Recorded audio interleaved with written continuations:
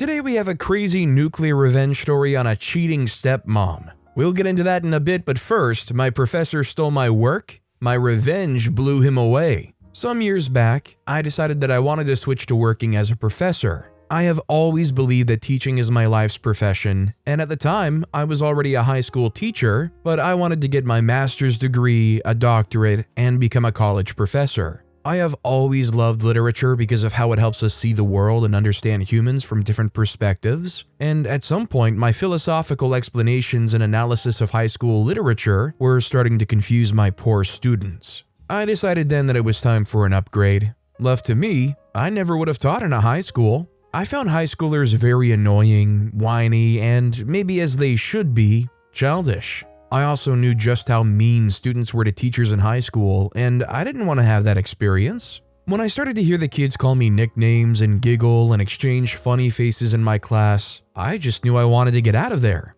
Generally, I believed that college was a place where my unique perspective on life and literature would be appreciated better. I spoke to my aunt, who taught a course on body anatomy at a university in the city, and told her about my plans to teach in a university too. While she encouraged me to pursue my dreams, she was a bit concerned about how I was going to be able to afford tuition and all of that. Getting a master's degree can be very time-consuming, she said. If you want to get a job as a professor, you must demonstrate your academic excellence, and that means finishing up with very good grades. I shrugged and said, I can do that. I did very well in college, and I did not doubt that I'd make good grades in graduate school. She said, I like your confidence, but how is that going to work with your full-time job as a teacher? If you want to do very well, you must be willing to quit your job. I said, I can't. I need the money to survive. They said, have you considered asking your mom and dad? I decided I was going to do just that. My parents squeezed out a lot of money for my college education and were kind of disappointed when I went on to become a high school teacher. I figured telling them that I was now back to my senses and wanted to be a college professor would excite them and make them give me a loan at least. No way! That was my mom's response when I told her about my plans to go to graduate school. I said, what? She said, there is no way your dad and I are giving you that money. Dad said, you heard your mother, son. She said, listen, your dad and I are retiring next year. All we want right now is a big vacation after our retirement and enough money to take good care of ourselves. I said, but it's a loan. She said, you're going to have to find another way. I felt bad that my parents turned me down, but I didn't resent them. My parents had done the best they could do for my older sister and me. They ensured we got our first college degrees and made sure they provided for us enough that we didn't have to get extra jobs in school. I got jobs in different points in college, but it was to afford certain luxuries and buy gifts for my girlfriend. About a month later, as the deadline for registration grew near, my dad called me. One of his friends, who was a retired professor, knew a literature professor who needed a teaching assistant, and I was perfect for the job. You may also get to be directly employed by the school and maybe even make tenure in a short while, my dad said. Thank you, Dad. I promise I'll make you proud. I went for the teaching assistant interview after arming myself with enough knowledge about the professor I was supposed to work with. From what I heard and read about him, he was the kind of person who enjoyed hearing people's different perspectives. He was not a rigid teacher at all, and didn't mind his students holding contrary opinions. He also didn't like when they echoed his opinions back to him. He encouraged everyone to form and hold on to their own solid opinions. I was glad when I learned all that about him. That was the kind of professor I wanted to be anyway. So it gladdened my heart to know that that kind of person could be my mentor. I went in for the interview and showed up as my most confident, authentic self. I got the job and was to resume work after 3 weeks. I needed the 3 weeks to inform my then employers at the high school that I was leaving. I resumed graduate school shortly after and resumed duties as the teaching assistant of one of my professors. Since we already had a relationship, I chose him as my preferred supervisor for my master's thesis. After I started working for him, I noticed how informal he was. He wasn't the kind of person to keep work relationships strictly formal. He would invite me for dinner with his family. While I loved his stepdaughter, his wife was sort of standoffish and would speak to me in a condescending tone sometimes. I didn't bother about it though because she spoke to her husband in that tone too. Plus, rumor had it that she wore the pants in their marriage since she made more money. Also, she kept calling me by a name that wasn't mine but sounded similar to mine. Whenever I corrected her, she'd shrug and just go on to say whatever she wanted to. My professor was nice to everyone, but something just felt off about his family, even about him. He was just extremely nice to everyone, and he went out of his way to do things for others. In my experience, people who do that have something to hide. I knew he wasn't nearly as nice and sweet as everyone thought he was when I submitted a proposed topic for my master's thesis. This is an unusual topic. It is certainly something I'd love to read. She permitted me to go on and write the abstract and introductory part for his approval. I went on to do research, read books, and spent so much time on topics that were related to the proposed topic. When I was finished with the abstract, I gave it to him for his review. A few weeks later, he informed me that he'd read my abstract and the introductory part, but thought the topic was a bit too unconventional and might upset people. I was surprised because my professor was the kind of person who loved and enjoyed exploring aspects of literature that people hardly ever touched on. But since he was my supervisor and boss, I figured I'd just agree with him, so I didn't push it. Instead, I went to choose a different topic. I chose a different topic, but he rejected that too. You must be careful about the stuff you write on. People hate too much change. They hate to be called out like this. I didn't see how that topic was too far out of line, but I accepted his suggestion to change the topic, and I did that anyway. As my professor's teaching assistant, he sometimes let me use his computer to compile the essays and assignments from his undergraduate students into a single file so he can easily access them. One afternoon, I was doing my usual compilation when I noticed an email from an academic journal I'd always hoped I'd publish my work in the future. Usually, I'd never have checked the email because it was my boss's private email, not an email from one of his students. But I noticed that the email carried the topic of the first topic I proposed to my professor. The topic was written in a bracket. I opened the email and it contained a message from the journal telling him that they had approved his essay for publication in their journal. In the thread of their emails, I saw that he'd sent them a message pitching the essay topic to them and even mentioning points that I had made when I tried to defend the first topic to him. He then sent another email with a document attached, and the document contained the abstract and short introduction that I had written. I was shocked that he could and would do something like that. He just never struck me as someone who'd object a topic I'd come up with just so he'd be the one to write on it. It just didn't make sense. Also, if he wanted it published and his name affiliated, he could have suggested that we both work together and publish with both our names. I went to their house the afternoon of the next day, ready to confront him with what I had found out. "You look upset. Is everything all right?" his wife asked, looking unusually calm. She was normally condescending and outrightly rude. I explained what had happened, and she smiled and asked me to wait for her. She was going to wake him up from his nap. I waited for nearly an hour before they both came down. When they finally did, I was going to start talking when my professor interrupted me. "I apologize for the misunderstanding," he started. "This isn't quite a misunderstanding. I wish you'd have told me that." I saw his wife roll her eyes and pause. "How much can we pay to make this all go away?" I said, "What?" They said, "You're a graduate student earning peanuts from being a TA. Surely a fat check should make up for one silly abstract and an introduction." I noticed that my professor tried to interrupt her, but she didn't let him and kept talking. "So, shall I proceed to write you that check?" I nodded yes, pretending to be ashamed, and took a piece of paper from her husband and handed it to me. I was shocked. They had already written the check, knowing that I was going to accept it from them. I left their house that day feeling very ashamed. I expected that when I resumed work the next week, my professor would be ashamed of his behavior and offer an apology. Maybe even shift the blame on his wife and declare that he'd decline the offer to publish in that journal, but he didn't do that. He started to behave as though the idea and introductory part were entirely and originally his. I knew I was going to get back at him and his evil wife when one day, he called to ask if I could offer insight on the essay he was writing. My essay. He was essentially asking me to do the whole work. I offered to write the essay for him so he could do the editing, and I did. I then compiled the introductory part I had written earlier, compiled it with the body of the essay, and sent it to a random magazine for publishing. The magazine was not an academic one, but they were willing to make space for my work.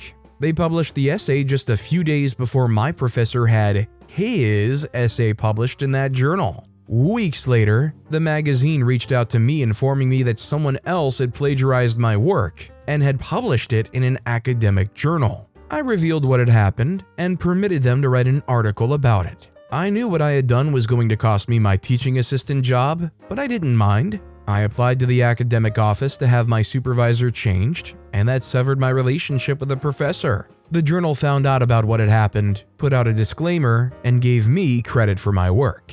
That made me very happy, and while the school never punished him for his actions, his reputation got soiled because of the article the magazine had written about him and the disclaimer. Honestly, regardless of what field this is taking place in, somebody that publishes an article like that and clearly is plagiarizing a student, they deserve to be barred from the greater community. Nobody should be willing to collaborate with this guy. Nobody should be allowing him to establish himself any ounce of credibility. Definitely wouldn't want them to continue in a professor role when they have a history of stealing from their students. This next story is never attack a family of hackers. Never. Our family had always been masters of the digital realm. It was just what we did, and you could be sure that we were darn good at it. At least for those that were interested in being part of our involvement. This is why you should know that the story I'm about to share with you was something that seemed out of the ordinary. We thrived in the shadows, maintaining our secret lives while projecting the image of an ordinary suburban family.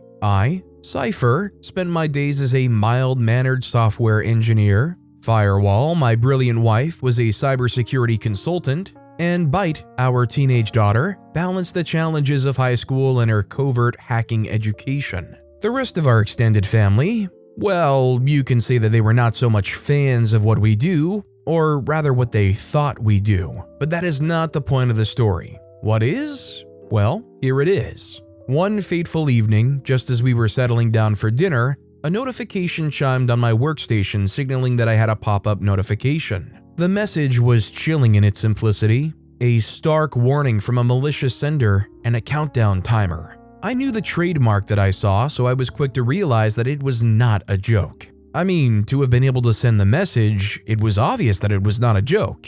It was Phantom, the ruthless cyber criminal organization, and for some reason, their gaze was on us. Fear gnawed at my gut in that instant as I hastily disconnected our devices from the internet while shouting to my people about the kind of attack we were under. Firewall was the first to act, her fingers dancing across the keyboard, launching security protocols that we'd reserved for the darkest of scenarios. Byte, usually the curious and cheeky one, suddenly found herself thrust into a perilous world she had only read about in books and seen in movies. The room filled with tension as we realized the severity of the threat. The thing is, Phantom wasn't just another adversary, they were a cyber criminal empire of formidable magnitude. Their motives were shrouded in darkness, and we had made it a point not to be involved in anything that concerned or affected them. For our safety both digitally and physically, but in that instant, I knew all of it was gone. All of the peace that I thought we had. But amidst all that, there was the lingering fear that Phantom might strike again. I thought it was a me thing, that I was the only one being paranoid.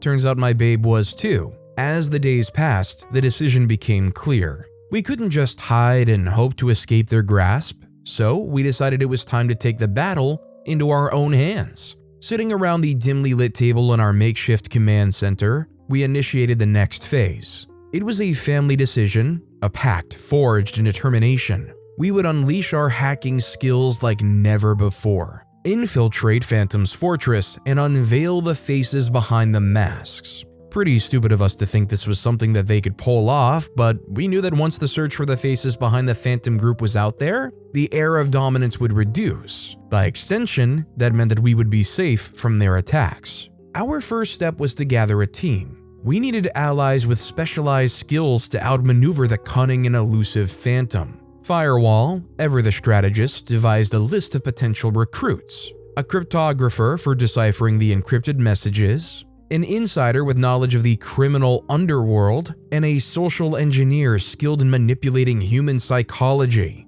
With our newfound purpose, we began the quest to assemble our team, reaching out to the shadowy corners of the digital world where hackers and allies with a thirst for justice lurked. Going off the grid was our only path to survival. We erased our digital footprints, adopting new identities as we vanished from the digital world that had been our domain. But the thing is that life on the run required more than just new names. we learned to navigate a labyrinth of aliases, always one step ahead of the digital eyes that hunted us. The transition from an ordinary suburban existence to a covert one was jarring. Firewall, the strategist, organized our new lives with meticulous detail. Byte, adapting with remarkable resilience, became the family's eyes and ears in the digital wilderness. The three of us honed our skills to stay under the radar, mastering the art of stealth and blending into the shadows of society while Phantom's organization hunted us relentlessly. Our suburban home became a distant memory as we learned to live covertly, always ready to adapt to the next safe haven and the next digital battle. We could not be certain that they did not get our identities from the attack. I mean, I thought I was fast enough to fend it off, but I was sure that they got away with certain data. I was scared that they would find a way to trace it to a name, to our names. It was like they knew what we were up to and were on a chase to get us in the act in a way that we could not defend ourselves. But they should have known that we would not back down easily. They had to have known. With new identities and life on the run, our relentless pursuit of Phantom continued. Myself, Firewall, and Byte were no longer just a suburban family. We had evolved into a formidable force, each driven by a singular purpose, unveiling Phantom's identity and motives and dismantling their malicious empire. Our investigation was a dance of shadows. Firewall initiated the hunt, using her consulting connections to gather intelligence on Phantom's digital footprints. We traced their operations back to the darkest corners of the internet. Each breadcrumb led us deeper into the heart of their web, but it was no easy feat. Phantom was skilled at concealing their tracks. To infiltrate their network, Byte deployed her hacking prowess, breaching layers of encryption and firewalls that guarded Phantom's secrets. The digital battlefield became our realm, and we ventured deeper into the maze of data, intent on exposing the heart of darkness. The hunt for Phantom became an obsession, an insatiable thirst for retribution. The closer we came to unmasking the enigmatic Phantom, the more elusive their true identity and motives became, leaving us to confront the chilling reality that our battle was far from over. The bitter part was the fact that adversaries lurked around every corner, waiting to strike. The stakes rose with each passing day, and personal rivalries, betrayals, and high-stakes confrontations became the norm. Yet, as we navigated the labyrinth world of hackers and criminals, we crossed paths with formidable adversaries. These encounters tested our skills and resolve. It was during these battles that Firewall's strategic mind and Byte's youthful audacity shone. We quickly learned that in this shadowy world, trust was a precious currency, and betrayal could be a swift and bitter knife in the back. Rival hackers, envious of our determination and skill, sought to outwit and outmaneuver us. You would think that a placard with our name and a bounty was passed by these guys. But in truth, people were just out to be in the good favor of the Phantom organization. The digital battles were relentless, each one more intense than the last. In the world of hackers, alliances were fragile, and loyalties were constantly shifting. Our battles weren't just about confronting adversaries, they were about surviving in an ever-changing landscape. As the confrontations escalated, we confronted the darker side of the digital world. The thirst for vengeance had a way of transforming allies into adversaries, testing the limits of our determination. The pursuit of Phantom and the relentless battles that followed led my family into a complex web of ethical dilemmas. In our quest for retribution, the lines between right and wrong became increasingly blurred.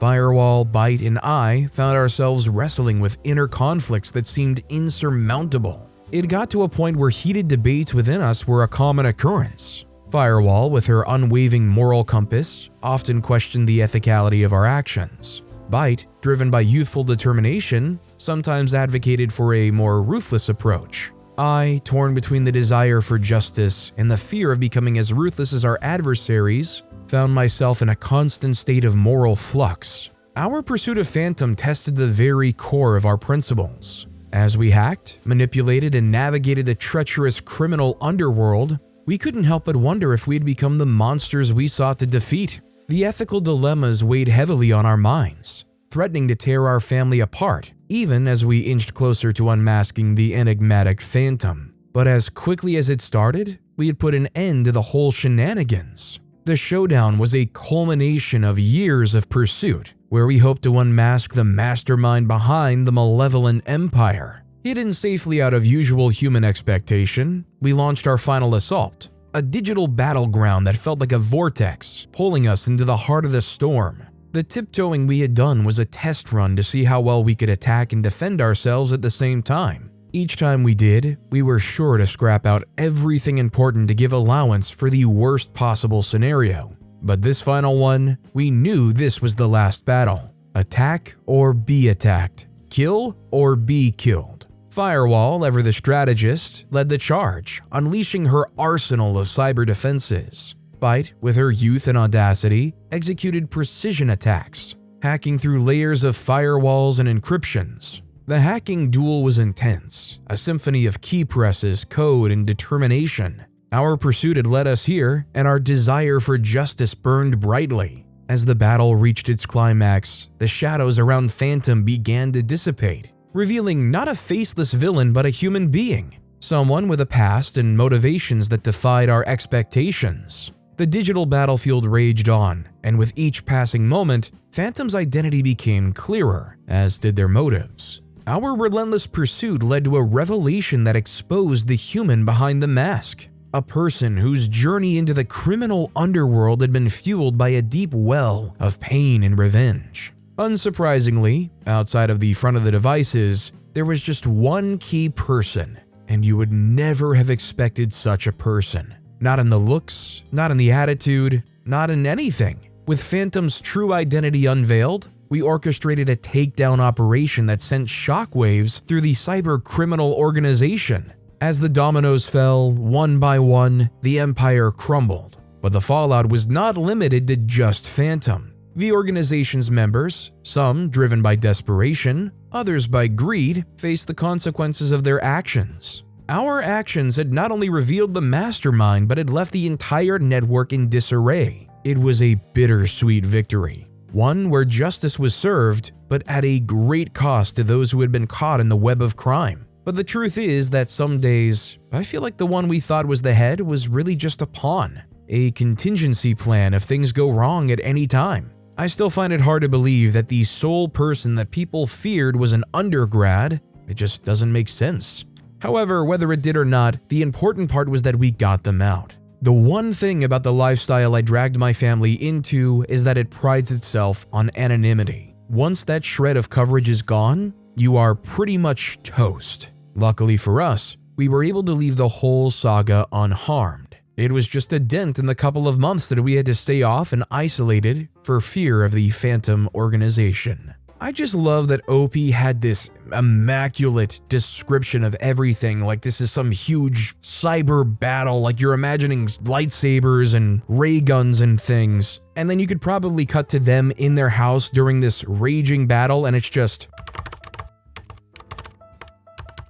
And the enigmatic Phantom's true identity is unveiled. Our next story is, stepmom cheats on my dad, so I get rid of her. You know that feeling you get when you don't like someone? That weird vibe you get from people which tells you that they're bad news? Well, lots of people tend to ignore that vibe. I mean, I understand. It's weird, right? Meeting someone for the first time and just decide in your head that you don't like the person. They like to give said people the benefit of the doubt and just see where that leads. But have you ever noticed that it always ends badly? Those people you get the "I don't like you" vibes from always tend to mess up, and you'll eventually regret giving them that benefit of the doubt in the first place. One of the things I've learned early in life is the ability to trust myself. Whenever my gut tells me to stay away from someone, I stay away from them. I'm not going to claim that I was right 100% of the time. Of course, I've lost potential friends because of this. I've alienated a lot of people who could have made an impact in my life. But in the long run, I've stayed away from people who could have brought me harm.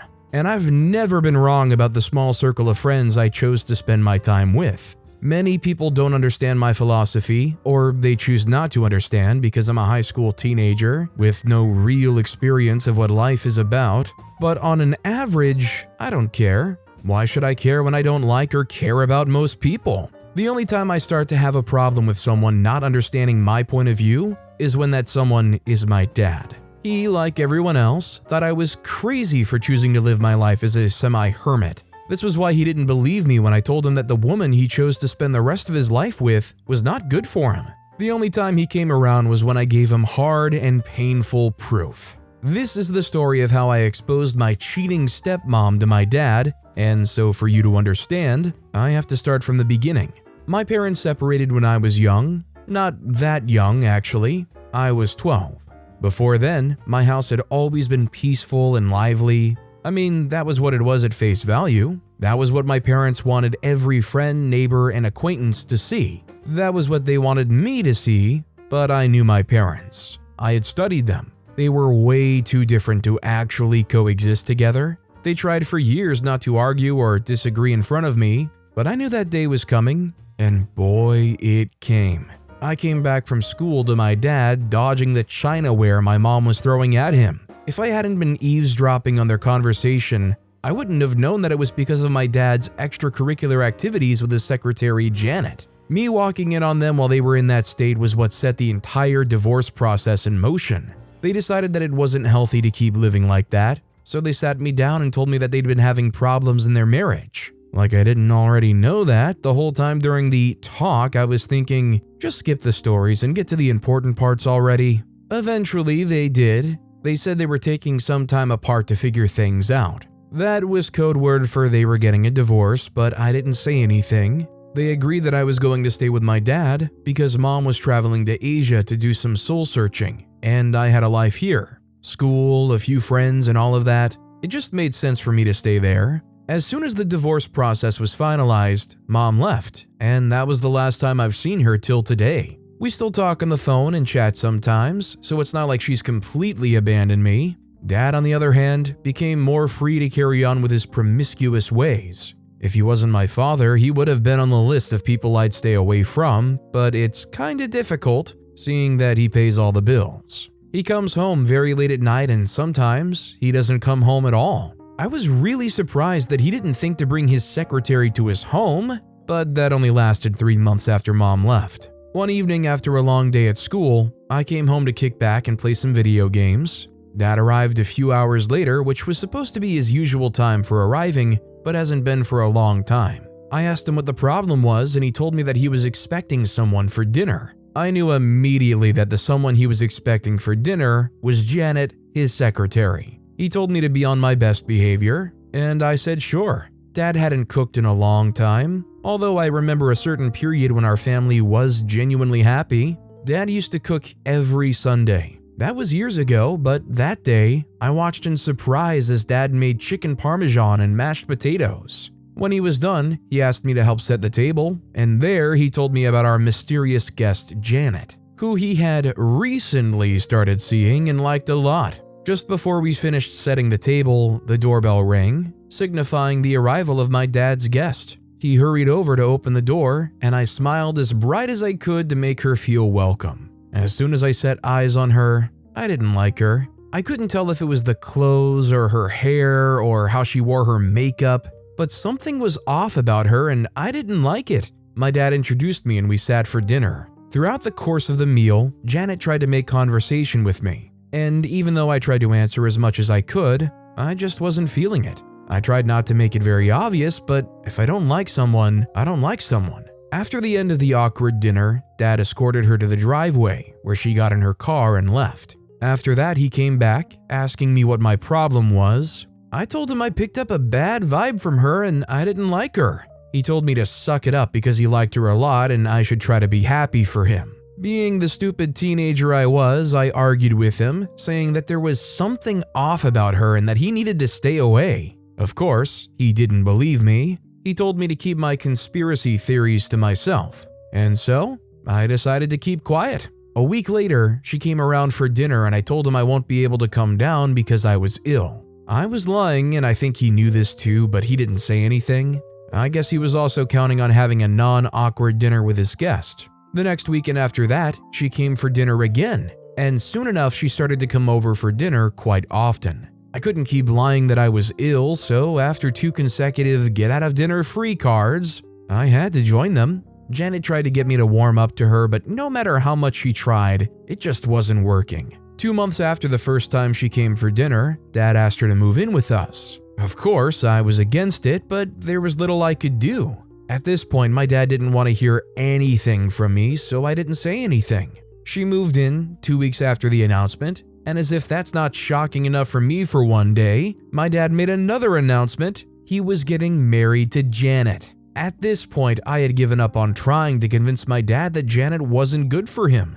I had no evidence, and she had been nothing but good to him and me since she joined the family. I was even ready to believe that she was one of the people that I was wrong about. I wanted to believe that I was only jealous because my dad had found someone who made him happy, which meant that the divorce with mom was final and our family was never getting back together again. I tried hard to believe it, and somehow, I was able to delude myself into believing it. I mean, the relationship between me and Janet didn't change. I still didn't like her, but at least I learned to tolerate her. They got married and Dad was finally happy again. For some reason, he decided that since she was his wife, he wanted her to be a stay-at-home wife, and so she quit her job. Days turned to weeks and weeks into months. During this time, I had decided that I was the jerk for wanting my dad to break off things with her, but soon enough, I discovered that I was right. One bright Wednesday morning, my dad took me to school as usual. It was on the way to his workplace, and so it was our routine. A few minutes into the lunch break, I went to check my locker to look through a note in which I'd written down all my ideas for a history class presentation. I knew my teacher. She wouldn't care if I forgot my notes at home, probably because she thought forgetting my note was code for I didn't do my homework for the presentation. She'd make me come up in front of the class to make a fool of myself. I had no choice. I had to return home to get the note. I hurried home on my friend's bike, and as soon as I saw the weird car in the driveway, I knew something was up. I looked through the kitchen windows to look around and nobody was there. Next, I went to the front door and slipped inside the house without making a noise. Then I went up the stairs straight to my dad's bedroom. I opened the door carefully. Thankfully, it doesn't creak. That was when I saw Janet and some guy that wasn't my dad. I was surprised, but not shocked or sad. In a way, I was relieved. I knew there was something off about her, and cheat kinda sums it up. They didn't notice me because they were both facing the other direction, and I was really quiet for someone who just caught his stepmom cheating on his dad. I took a short video with my phone and got the heck out of there. I even forgot to take my note. That same night, as soon as Dad got home from work, I was too excited to show him my discovery that I didn't wait for dinner like I'd originally planned. I handed him my phone and watched with pure satisfaction as he watched the video in horror. He was so heartbroken, and when he confronted her, they had a huge argument, which ended in Janet leaving the house. I can't say I felt bad or sorry for my dad. He kinda deserved it. He should have known that he was setting himself up when he decided to marry the woman who he was cheating with while knowing fully well that he was married. Now, I'm not saying all people in that situation are going to be guaranteed serial cheaters, but if you're getting with somebody and that somebody knows that you are a married man, and this isn't some like open relationship thing or like you're already having troubles, I definitely would say it's common sense that there's at least a greater chance that they would also sleep around in a committed relationship too. Do you guys believe a kind of gut check general radar of a person from like first initial impression? Or do you guys believe that everybody does deserve a real honest chance? I'd like to know what you guys think down in the comments. But with that being said, that's all the time we have for today. Now, if you want to hear another absolutely crazy revenge story, check out that video on the left. Or if you missed my latest video, check out that video on the right. That said, I'll see you all next time with some more stories.